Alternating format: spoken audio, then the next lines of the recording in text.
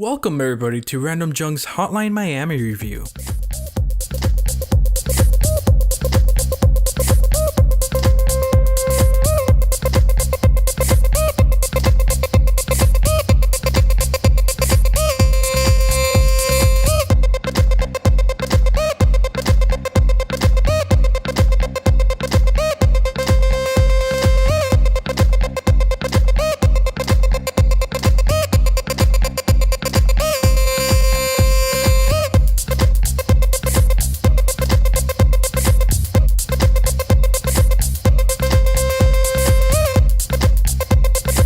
Wait, I know I said I was going to do the top 10 survival tips for The Binding of Isaac Rebirth, but I kept getting suggestions to try to spread out my reach first beyond The Binding of Isaac. But don't worry, I will return back to it. The reason I am doing this game is because the new game is coming out very soon, supposedly 2015, the first quarter of 2015.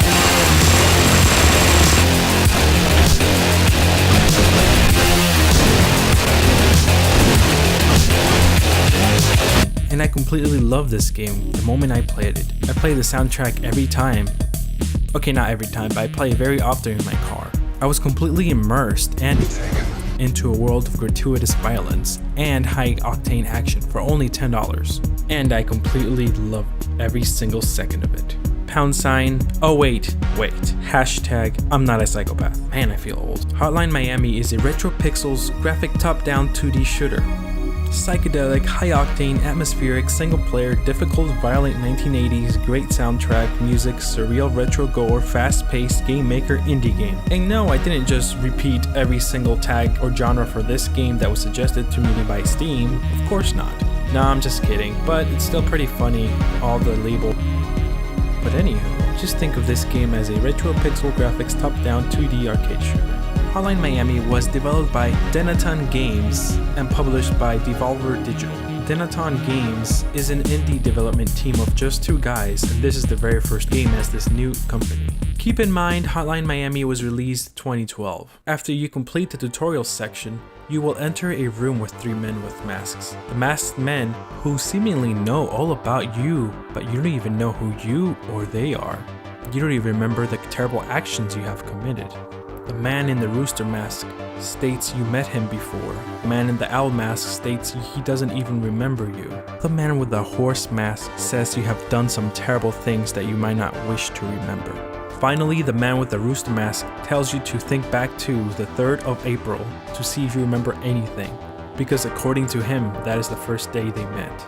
As you can tell, the game has a very mysterious story that is not exactly straightforward. What I mean is that as you progress, you will get more and more hints as to what is going on behind the scenes. But even after you beat the game, there will be many questions left unanswered.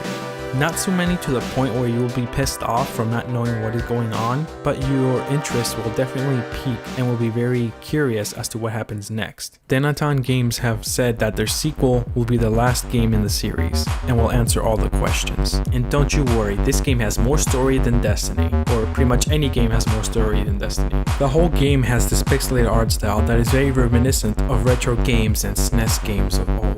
The vibrant colors and soundtrack makes the game feel like you're on some LSD-induced rampage throughout the city in the 80s, and it sure feels and sounds incredible. The sound effects of all the weapons and guns all sound very powerful and have a very realistic or mostly realistic sound to them. When you shoot a gun, it feels very satisfying, and even more so getting that hard kill. The music contains is some of the best soundtracks I have ever heard in any game or in anything ever. Maybe it's due to the fact that I love this kind of music, electro / trance / anything really that has a nice beat to it. The game has 9 different artists, each using multiple songs for the game that fits so perfectly well with the game that you'd think they were all made by one person. Once you finish the prologue, most of the game will begin with you waking up in your house, which as you progress will change and offer some background information on what has been going on around the city in the form of newspaper clippings to help paint a clear picture of what the story of the game is and who you really are. To go on missions, you get a phone call from a mysterious person and different people telling you to go to different locations and annihilate anyone there. When you arrive at the location, you get to pick an animal mask, each with their own abilities. You may get abilities like the owl, who highlights puzzle pieces that are needed for an alternate ending hidden within each level, or the rabbit mask that makes you walk faster, or even the horse mask that makes door slams kill enemies instead of just knocking them out temporarily. You unlock masks by completing levels, and there's a real sense of progression from unlocking these masks. It is very satisfying to do so, and there are plenty of them, 26 and 27 for those of you on PS3, Vita, or PS4 exclusively.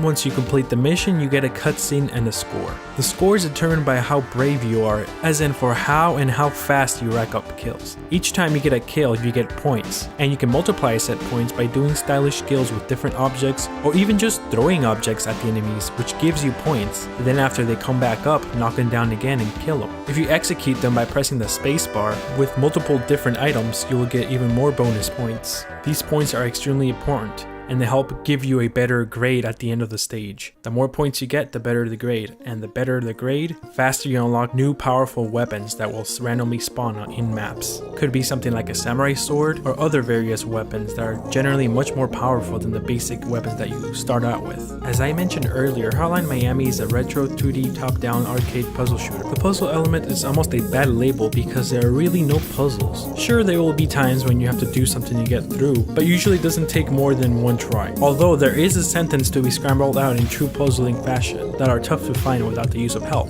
If you complete the word scramble puzzle, you can unlock an alternate ending with a few more clues given to better understand the story. The goal of every mission is to clear all floors of enemies, and the reason it's so difficult is because you die in one hit. One hit, you die, and restart, but not all over. For example, if you clear a floor and there is a second floor, the game gives you a checkpoint and you have unlimited tries. The strategy behind completing a level is really where the puzzle element shines. Should you go into this area here and make a bold move for the score, or should you take your time, assassinate strategically and effectively before reaching the end? For that reason, I recommend you at first just try to focus on beating the level, and retry once you know what is going to happen, as the game can be unfair at times and have some cheap deaths that you really did not see coming. It's all trial and error, my friends.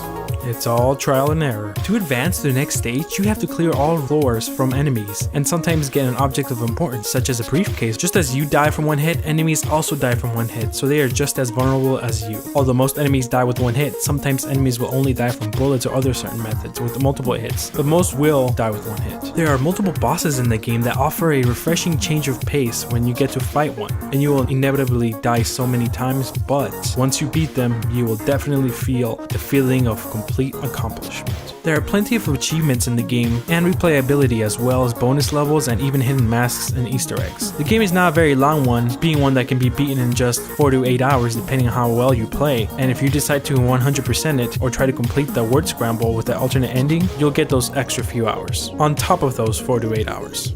In all, Hotline Miami is a phenomenal game that is really worth the $10 absolutely. With its gorgeous vibrant neon colors and its psychedelic soundtrack giving you an atmosphere of pure energy. Hell, even if you don't like the game, the soundtrack alone is worth it. And I mean, come on, the soundtrack by itself on Steam is also $10, so might as well get the game, and you get the soundtrack within the files as well. That soundtrack just cheers you on as you massacre and eviscerate your enemies with a variety of gruesome ways. Not to mention the plot is actually pretty damn good. Very interesting and intriguing.